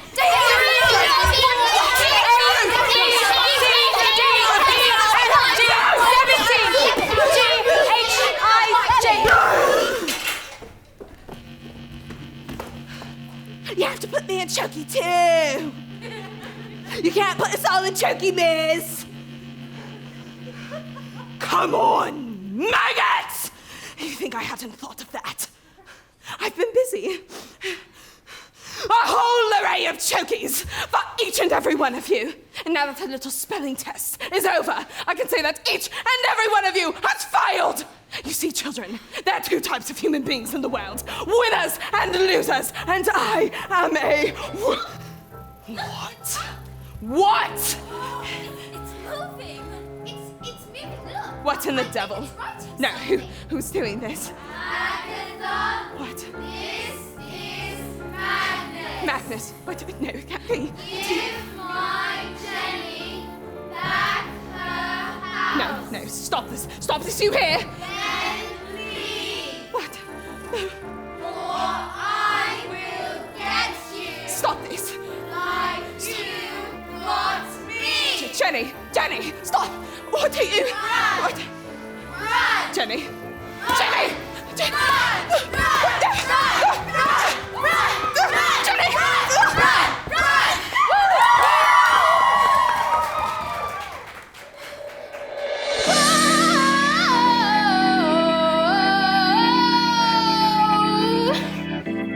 Never again will she get the best of me. Never again will she take away my freedom.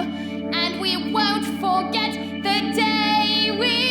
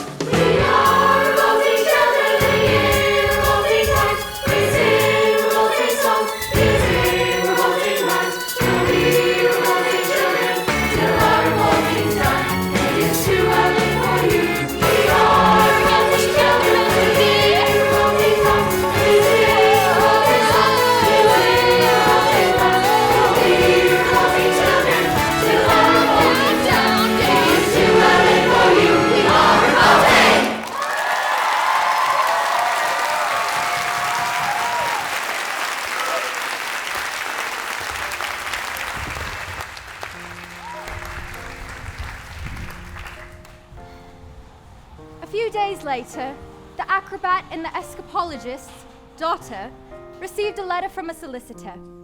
In it, it had said that her parents' will had mysteriously turned up and that she was now the owner of that beautiful old house that had, up until that moment, been owned by that evil aunt, one Agatha Trunchbull.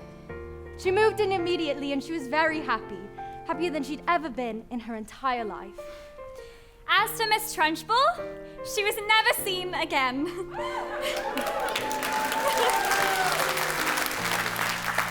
The Chokies were immediately destroyed, and a new headmistress took over.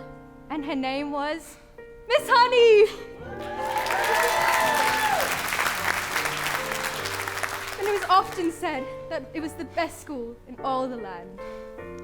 And do you know something else? Matilda was never again able to move things with her eyes. I thought perhaps it was because her mind was being challenged, but she said it was because she no longer had a need for superpowers. But sometimes I would look at Matilda, this little girl who had done so much to help others, but who was stuck with parents who were mean and cruel and called her names, and my blood would just boil. I would wish that I could just do something. So, this is the end. And I wish so much that I could tell you that this story has a happy ending. I wish so much that I could tell you that Matilda got the love that she deserved. But perhaps the truth is that not all stories have happy endings. What are you doing? Don't just stand there gawping. We're going to Spain. Spain? But why? Because this idiot, this nit, this twit brain seemed to think it was a good idea to sell 150 Bible bangers to the Russian mafia. I didn't know they were the flaming Russian mafia, okay? Come on, boy. We're leaving and we're never coming back. Let Matilda stay here with me. I beg your pardon? Mr. Wormwood, I would love to take Matilda, if she would like to stay with me, that is. I will look after her with love and respect and care, and I pay for everything. Would you like that, Matilda? Whoa. You mean leave our daughter here with you? What did you say? Did you just call me? They'll be here any minute. Dad, you just called me your daughter. They're here. You idiot, I told you. Quick, hide in the books. What if they damage my legs, my beautiful legs? You are the Wormwood daughter? Yes. Where's your father? I don't know. The Wormwood is a stupid man, and being stupid, he assumed I was stupid too. And that is a very, very stupid and rude thing to do. Yes. But I'm afraid my father is quite rude and very, very stupid. You know this? Well, at least there's one clever one in their family. What is your name, little girl? Matilda. I like you, Matilda. You seem smart. Sadly, in my line of work, it is not often I get to deal with smart people like you. The people I deal with, their thinking is all backwards. И он не дашь прикрывает своего отца. Приятно познакомиться, но кто-то Спасибо. Мне тоже приятно с вами познакомиться. Ты говоришь по-русски? Не так хорошо, как бы мне хотелось. Это очень красивый язык, и поэтому я буду стараться учить его дальше. Matilda, who taught you how to speak Russian? Well, I taught myself, I suppose. I was reading Dostoevsky, and I thought it'd be better to read it in the language it was originally written in. I am Sergei. It is truly an honor to meet you, Matilda Wormwood. Matilda, your father has been very stupid and rude to both of us, yes? I can very easily have one of my friends teach him some manners. Oh no. And one day when he leaves hospital, he will still be stupid, but not so rude, I think. I give this as a gift to you. What do you say? Mr. Sergei, that is a very tempting offer. Aha. But he is my father, and I'm his daughter. I think I've had enough of revenge. This little girl is a miracle. Oh, Matilda. Da? Oh, No, Я думал, вы сказать да. Matilda. Я сказал Matilda. Что с вами сегодня? Извините, начальник. Извините. Matilda, your father is very, very, very stupid. But he is also very, very lucky to have you as his daughter. Although, if I happen to be doing business here again and I am to see him, he will not be so lucky. Quick, let's get out of here before they change their minds. Whoa, wait. What about the girl? Do you want to stay here with Miss Honey? Yes, I do. And you want to look after her? I do. Well, we are a bit short on room, so, yes. Thank you. And Matilda leapt into Miss Honey's arms and hugged her, and Miss Honey hugged her back. And they hardly noticed as the Wormwoods. And Rudolfo.